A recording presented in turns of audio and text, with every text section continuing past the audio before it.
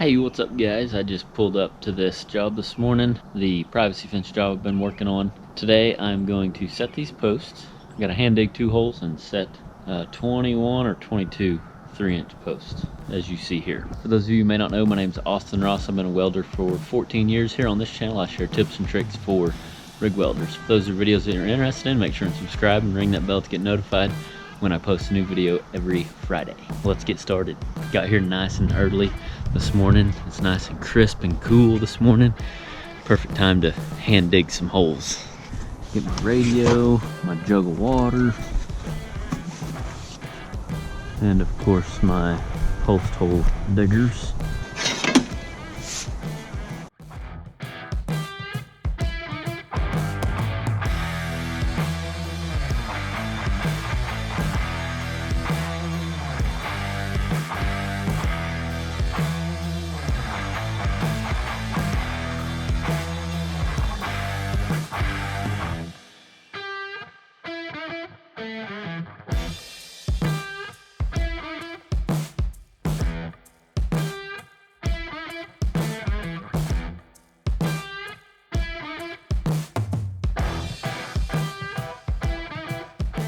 Well, I'm sure glad I was hand digging this. Landed right on top of it. Whew. Out of breath, out of shape. See, their mark was right here, but it was about 8 inches over, which luckily they have this coating around it, but I've still beat it with my, because it was covered with dirt obviously, but it saved the the lines running through there, because it is a AT&T buried cable is what that is.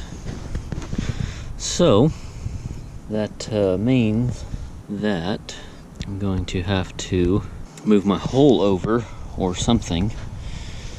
That's what I was afraid of. I almost set these posts this morning, like started setting them, but I was like, no, I better dig these in case I run into something like this.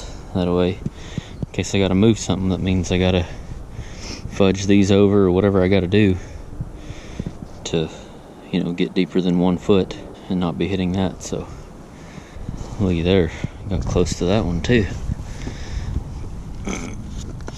and I dug that with a piece of equipment. Boy, I tell you what, what a joy, what a joy. Gotta love it.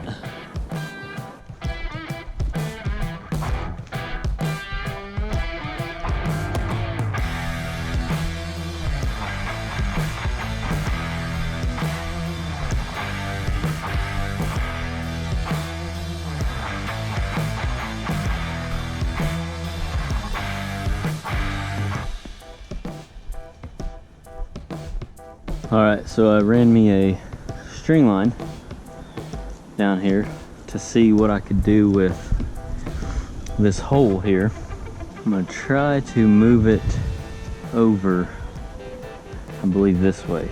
I think that's the plan. I think it's a real pain in the tail, but so I've got this root dug up here, hacked at it with this sawzall a little bit, found the AT&T line again over here, which is good. This is why I hand dug all this over here. Look at that. Old line there, and like an old line here. It's pretty common nowadays here in Oklahoma to find old, like, phone lines, I guess, internet lines. From a little bit of stuff I've done, fence stuff I've done so far, and guys that I've talked to. There's a guy that I know that does directional drilling for AT&T and different phone lines, and he said there's a lot of old lines that are out of service nowadays, and they're not digging them up. They just leave them in the ground. They put new ones, I guess, or something. So it's common to find stuff like this here that's probably not even in service anymore. But this is one that they marked over yonder. So I'm gonna steer clear of that, but I want to get this out of here and then see if I can put that post like pretty much right here. I don't have much option. Look at this. Gas meter, tree, another line, another gas meter. Yeah, like the little pickle we're in back here.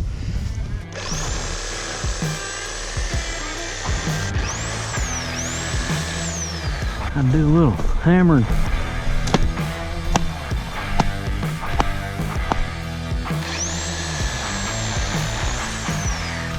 Alright, boys. What we got now? Hold my string line over.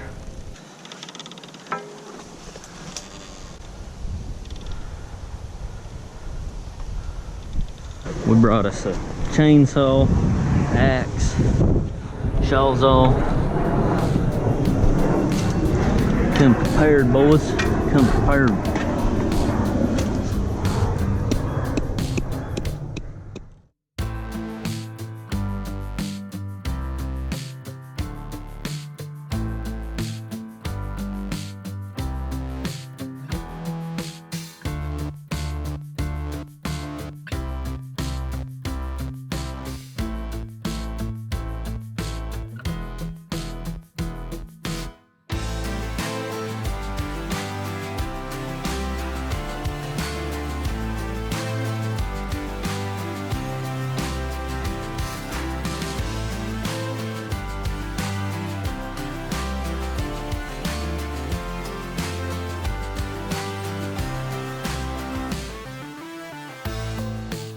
This is when it happened. Yep, I hit a natural gas line, a poly line, not steel. I just assumed that it was going to be a steel line. Newsflash, you learn something every day, at least if you're willing to. The first thing I did was, well, whenever it happened, I think I smelt it first, or did I hear it first? I think I told one of the guys that come and fix the line. I think I told him I smelt it first, but I think I heard it. I heard a psh. And then I instantly smelled it. I was like, way to go, Austin. You definitely hit this natural gas line. But the first thing I did was I went and called 811. They have an option if you damaged a underground line. Hit that number, lady answers, gets my ticket number, and gets a hold of a technician, sends a technician out, and then the technician gets a hold of a crew, and the crew come out and fixed the line. Took them 2, maybe 3 hours. After the first 30 minutes of them being there, after they got all the information they needed from me, I just went ahead and kept setting posts, you know. Progress still needed to be done. There wasn't much for me to do. I just let them do their business, fixing my line, and I just started at the other end and just started setting posts. I also learned a lot from this situation. A good friend of mine, Kayla actually interviewed him on one of the Industrial Tradition podcasts a couple of years ago. If you want to get to know Kayman, he has a lot of experience in residential and like a maintenance side of pipeline. So he's real familiar with the underground world and what to do when stuff happens, how to prevent stuff more. And he shared with me a very, very helpful tip on how to better locate your underground lines when it comes to any situation, but especially in high dense areas or where there's a lot of obstacles like I had at the corner of this fence that I worked on here. So I'll share with you that tip at the end of this video.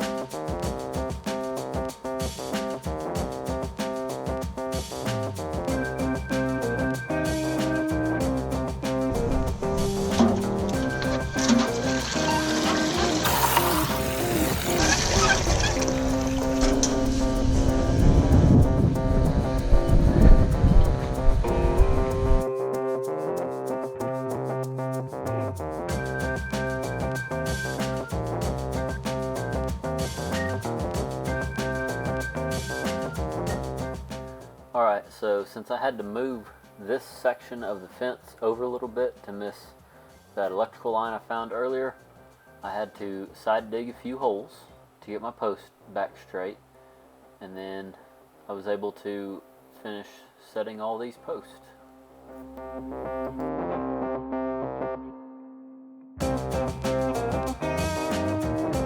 Alright, almost got all my posts set. Them fellas from Oklahoma Natural Gas come out and got my line fixed. Got my stake, using that tree to hold my string line for these posts. So I got this corner one behind me to set, and then I got 1, 2, 3, 4, 5, 6. So 7 more total to set.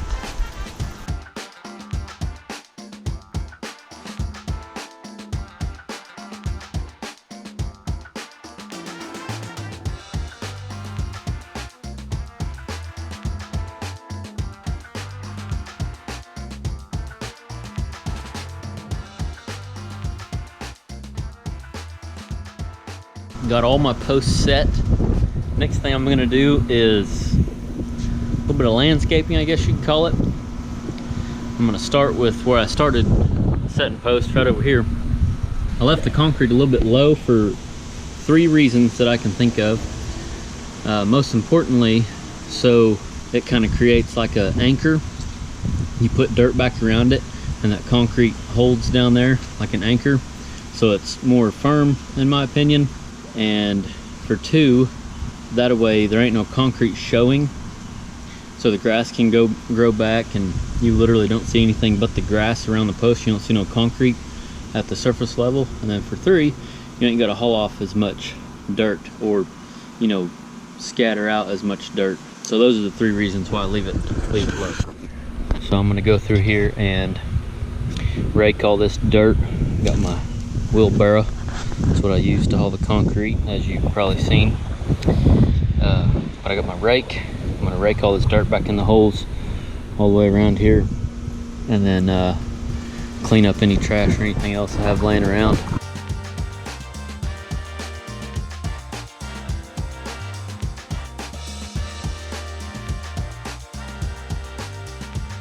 All right, here's all my posts after I got them set. I felt very productive even with hitting this line.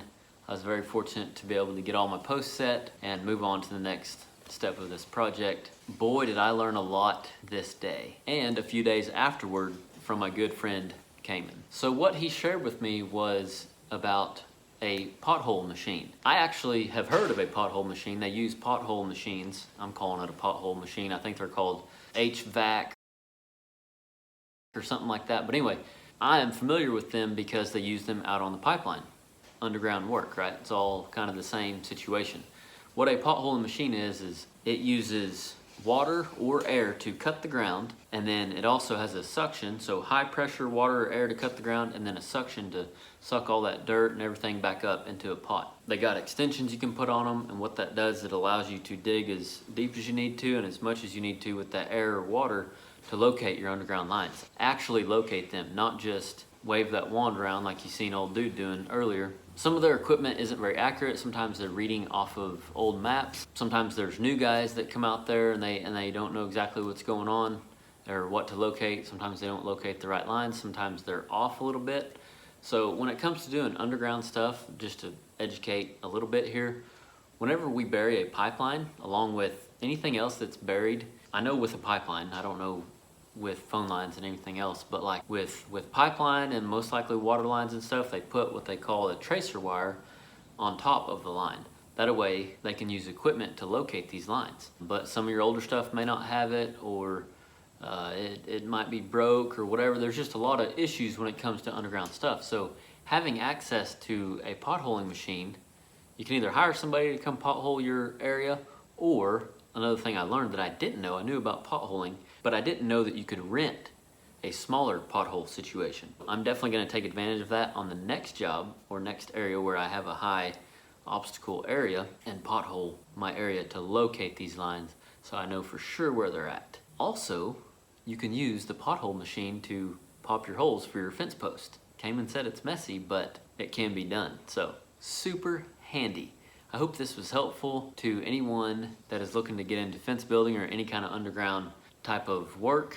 I know it's been helpful for me. I love learning stuff, not necessarily the hard way, but I do love when stuff goes wrong. I know it sounds crazy because who likes for stuff to go wrong? I don't like when it goes wrong. I obviously don't want to hit a natural gas line, but it's just a huge opportunity to learn if you're open to learn from it. So that's my advice for this week, the pothole machine. Thank you all for watching, and remember, learn something every day.